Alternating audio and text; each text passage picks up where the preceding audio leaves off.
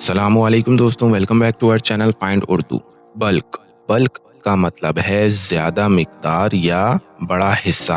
Bulk का मतलब होता है किसी चीज का बड़ा हिस्सा या ज्यादा मिकदार।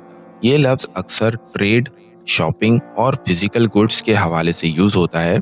बल्क का मतलब किसी चीज का हैवी और बड़ा वॉल्यूम भी हो सकता है। फॉर एग्जाम्पल, किसी स्टोर से बल्क में सामान खरीदना काफी इकोनॉमिकल होता है, जैसे उसने होलसेल मार्केट से बल्क में फ्रूट्स खरीदे।